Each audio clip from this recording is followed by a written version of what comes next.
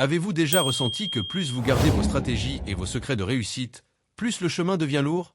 Retenir le savoir, c'est comme tenter de saisir le vent. Aujourd'hui, nous allons découvrir pourquoi distribuer vos semences est la seule voie vers l'épanouissement. Pourquoi retiens-tu tant de connaissances? Pourquoi accumules-tu autant de techniques de travail, alors que d'autres n'ont rien? Distribue ce qui ne te sert plus, afin d'avancer plus léger et de générer des bénéfices pour la société dans son ensemble. Lorsque tu verras tes semences germer, ton cœur se remplira de joie, et cela deviendra ton véritable trésor. Si tu conserves des techniques inutiles pour toi-même, elles finiront par t'emprisonner, et tu n'atteindras pas les régions des béatitudes. Reste maintenant avec Apollon, qui racontera une histoire puissante montrant comment ce don transforme les réalités. Carolina, âgée de 34 ans, n'était pas seulement la propriétaire de la Conveniencia centrale. Pour ceux qui observaient avec attention, elle incarnait une force silencieuse, revêtue de simplicité et de rigueur. Sa cave et son centre de distribution de boissons et de snacks étaient devenus, au fil des années, le cœur battant du quartier. Non seulement en raison du mouvement constant, mais surtout par la manière dont ce commerce fonctionnait comme un véritable point d'équilibre social. La réussite financière était déjà une réalité solidement établie. Elle résultait de choix commerciaux précis, d'une discipline administrative stricte et d'une vision claire à long terme. Pourtant, dans le silence de son petit bureau, à la fin de chaque journée, quelque chose la troublait profondément. Carolina possédait une formation technique solide, construite à travers des formations professionnelles et de nombreuses années de pratique sur le terrain. Au-delà de cela, elle portait en elle une foi discrète, sans slogan ni phrase accrochée au mur. Sa spiritualité se manifestait dans ses critères, dans la façon dont elle traitait les fournisseurs, les clients, les employés, et surtout dans les limites qu'elle imposait à son propre profit. Elle croyait, avec une conviction mûre, que l'argent sans but n'est qu'un chiffre vide sur une feuille de calcul froide. Peut-être efficace, mais spirituellement stérile. Un matin, alors qu'elle organisait des rapports de rotation des stocks, Carolina observa par la fenêtre un groupe de jeunes du quartier.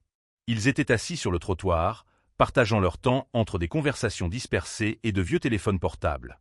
Il n'y avait aucune rébellion chez eux. Seulement une absence de direction. À cet instant précis, une pensée ancienne revint avec force. Le danger de la rétention d'informations inutiles. Carolina savait qu'elle pouvait changer cette réalité. Elle détenait la carte de la mine. Elle maîtrisait la logistique, la gestion des stocks, la fixation stratégique des prix, la négociation avec les fournisseurs, la disposition des produits et la lecture du comportement des consommateurs. Et, surtout, elle connaissait les limites éthiques de son secteur. Si elle gardait tout cela pour elle seule, son entreprise continuerait de croître. Mais le quartier resterait figé, vulnérable et dépendant. Le conflit intérieur était réel et honnête.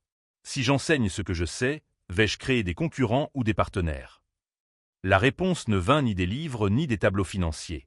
Elle vint de la prière silencieuse et d'une réflexion mûrie. Celui qui sème dans le désert ne crée pas de concurrence. Il crée une oasis. Et l'oasis n'appartient pas à celui qui l'a initié, mais à tous ceux qui en ont besoin. Carolina décida alors d'agir avec méthode. Elle transforma l'étage supérieur de la distribution en une salle de formation simple, organisée et fonctionnelle. Il n'y avait ni banderole motivante ni promesse illusoire. Le projet fut discrètement nommé Main qui aide. Elle invita 10 jeunes du quartier. Ils ne furent pas choisis pour leur niveau scolaire, mais pour leur volonté d'apprendre et leur besoin réel d'autonomie. Dès la première rencontre, elle fut claire. Je ne veux pas que vous travailliez pour moi toute votre vie. Je veux que vous appreniez à créer vos propres entreprises, à gérer vos stocks et à comprendre que le commerce est un service de dignité pour la communauté. Les cours n'étaient pas théoriques. Carolina enseignait la vie telle qu'elle est. Elle commençait par l'essentiel. La lecture du quartier. Le profil de consommation. Les heures de forte affluence. La différence entre l'achat impulsif et l'achat planifié. Elle expliquait qu'une cave ne devait pas encourager l'excès, mais offrir une solution de proximité responsable. Elle montrait comment se concentrer sur les familles, plutôt que sur une consommation incontrôlée, génère stabilité, prévisibilité et respect social. Avec soin, elle précisait que les boissons ne devaient jamais être l'unique centre du commerce. Quand vous ne vendez que de l'alcool, vous dépendez du vice. Quand vous vendez des solutions complètes, vous dépendez de la confiance.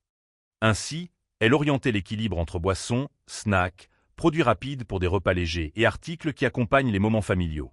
Elle démontrait concrètement comment des snacks bien sélectionnés, surtout en soirée, augmentaient le panier moyen sans encourager de comportements nocifs. Ils offraient également des marges plus généreuses et un risque opérationnel réduit. Carolina enseignait à organiser des présentoirs qui n'agressaient pas, mais invitaient. À positionner les produits de manière éthique, en évitant les incitations excessives à la surconsommation. Elle montrait que le véritable profit naît de la récurrence saine et non de l'exploitation passagère. Elle parlait aussi des horaires stratégiques. La fin d'après-midi, lorsque les familles rentrent du travail. Le début de la soirée, lorsque de petites rencontres surgissent spontanément.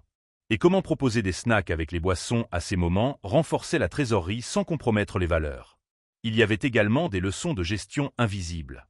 Un contrôle rigoureux des stocks pour éviter le gaspillage. Une négociation équitable avec les fournisseurs. Un calcul réel des marges, non seulement sur le produit, mais sur le risque. Carolina insistait. Une entreprise qui vit à la limite morale vit aussi à la limite financière. La peur d'exposer ses secrets commerciaux exista. Mais, à mesure qu'elle enseignait à choisir des fournisseurs fiables, à créer des offres intelligentes et à éduquer le client sans confrontation, elle sentait un poids quitter ses épaules. Le savoir cessait d'être un mécanisme de défense. Il devenait un pont. Elle ne formait pas des dépendants.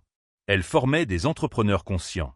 L'un des élèves, Marcos, se distingua par son attention aux détails. Il comprit rapidement que le succès ne résidait pas dans l'imitation de Carolina, mais dans l'application des principes à son propre territoire. Avec un soutien technique et une orientation éthique, il ouvrit une petite épicerie à 3 km de là. Carolina fut sa première fournisseuse.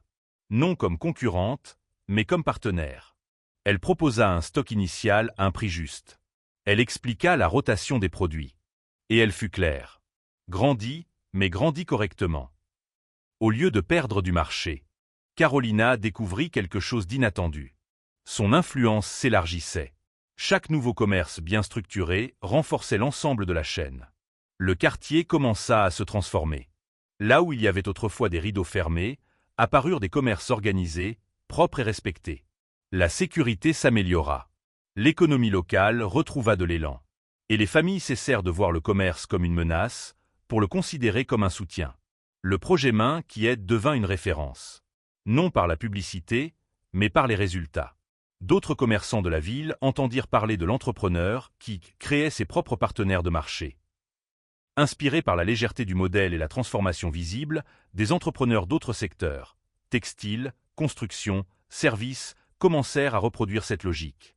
Enseigner pour multiplier. Et non pour dominer. Carolina ne chercha jamais la reconnaissance publique. Sa récompense résidait dans l'invisible. Dans l'équilibre entre profit et sens. Dans la tranquillité de ne pas dépendre de pratiques discutables. Et dans la certitude que son entreprise prospérait sans blesser la communauté qui la soutenait. Elle démontra, avec une maturité rare, que le véritable trésor d'un entrepreneur ne se trouve pas dans ce qu'il conserve dans un coffre-fort, mais dans ce qu'il sème dans l'esprit de ceux qui n'ont pas encore eu d'opportunité. Ainsi, sans bruit, Carolina atteignit la béatitude réservée à ceux qui construisent sans détruire. Elle vit le quartier fleurir. Elle vit ses élèves devenir des leaders. Et elle conserva ses valeurs intactes. Le cœur plus léger que jamais, et l'avenir solidement édifié. L'histoire de Carolina nous conduit à une profonde réflexion sur ce que nous faisons des talents que nous avons reçus. Bien souvent, la peur nous fait croire que la rareté est la règle. Mais la sagesse éternelle nous montre exactement l'inverse. Dans le livre des Proverbes, chapitre 11, verset 24, il est écrit que celui qui donne avec générosité reçoit encore davantage, tandis que celui qui retient plus que ce qui est juste finit par tout perdre. Carolina incarne parfaitement cette vérité. La parabole des talents, dans l'Évangile selon Matthieu au chapitre 25, renforce cet enseignement. Le serviteur qui enterra son talent par peur fut repris. Carolina comprit que ses compétences étaient des talents confiés par le Créateur. Les multiplier était un devoir moral. Enfin, nous rappelons l'Évangile selon Luc, chapitre 6, verset 38. Donnez, et l'on vous donnera. Carolina ne donna pas seulement de l'argent. Elle donna le savoir-faire. Elle donna l'autonomie. Et le retour ne se manifesta pas seulement en gains financiers. Il se manifesta dans la transformation d'une communauté entière. Pour approfondir cette compréhension et l'appliquer à votre vie, écoutez maintenant les réflexions finales d'Apollon. Nous arrivons aujourd'hui à un point essentiel de notre cheminement. L'histoire de Carolina nous rappelle que la vie n'est pas un jeu à somme nulle. Dans l'économie de l'esprit, plus vous donnez, plus vous créez de l'espace pour le nouveau. Réfléchir au projet Main qui aide, c'est s'interroger sur ce que nous conservons dans nos propres caves mentales. Peut-être maîtrisez-vous une technique ou un conseil capable de transformer la vie de quelqu'un à vos côtés. Lorsque vous retenez cela par peur ou par inertie, vous devenez lourd. Le savoir accumulé se détériore. Il se transforme en arrogance. Carolina a choisi la légèreté.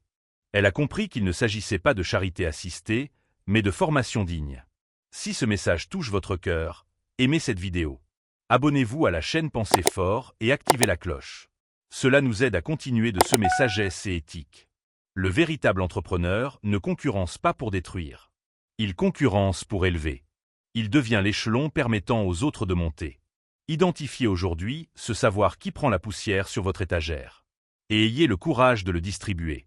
La légèreté que vous cherchez se trouve dans la main que vous tendez. Merci de faire partie de Pensez Fort. À très bientôt pour notre prochaine marche.